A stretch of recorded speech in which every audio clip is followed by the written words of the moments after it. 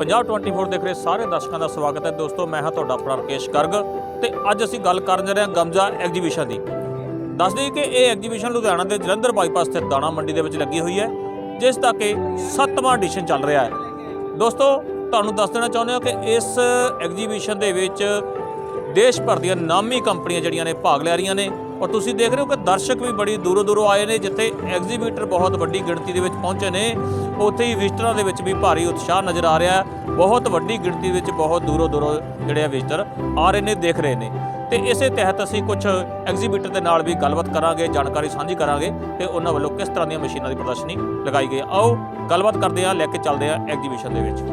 मेरा नाम सुखविंदर सिंह है। साडी फर्म है गुरुसर इंटरनेशनल। ਅਸੀਂ basically fabric dyeing, fabric finishing, laundry machine ਜਾਂ garment pressing, garment dyeing, garment washing मशीनां बनाने तो ये ਜਿਹੜਾ ਪਲੇਟਫਾਰਮ है गमसा, ये मतलब बहुत ਵਧੀਆ ਪਲੇਟਫਾਰਮ है। ਇੱਥੇ लेटेस्ट तो लेटेस्ट मशीन आ रही है। ਅਸੀਂ भी हर साल नवीं ਤੋਂ ਨਵੀਂ अपग्रेड करके मशीनां लैके आने।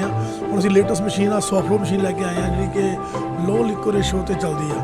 अजकल की है पानी बेसिक ਜਿਹੜਾ ਲੋਕਾਂ ਲਈ ਬੜੀ ਜ਼ਿਆਦਾ ਨੀਡੀ ਚੀਜ਼ ਆ, ਜਿਹੜੀ ਕਿ ਪਹਿਲਾਂ मतलब ਡਾਈਂਗਾਂ ਹੁੰਦੀਆਂ ਸੀਗੀਆਂ 60-70 ਲੀਟਰ ਪਾਣੀ ਡਾਈਂਗ ਕਰਦੀਆਂ ਸੀਗੀਆਂ। ਜੇ ਅਸੀਂ ਹੁਣ ਮਸ਼ੀਨ ਡਿਵੈਲਪ ਕੀਤੀ ਹੈ 30 ਤੋਂ 35 ਲੀਟਰ ਪਾਣੀ 'ਚ ਪਾਣੀ ਡਾਈਂਗ ਹੁੰਦਾ, ਉਹ 50% ਪਾਣੀ ਸੇਵਿੰਗ ਹੋ ਰਹੀ ਹੈ।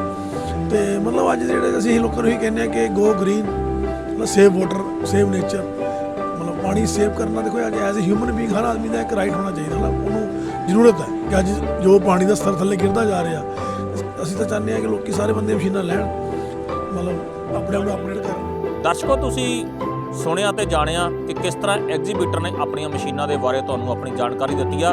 किन्नियां लेटेस्ट तकनीक दी मशीनां लगियां होईयां ने इत्थे, तुसीं देखिया भी है, सुनिया भी है, जानिया भी, उन्हां बारे जानकारी हासिल हुई है तुहानूं।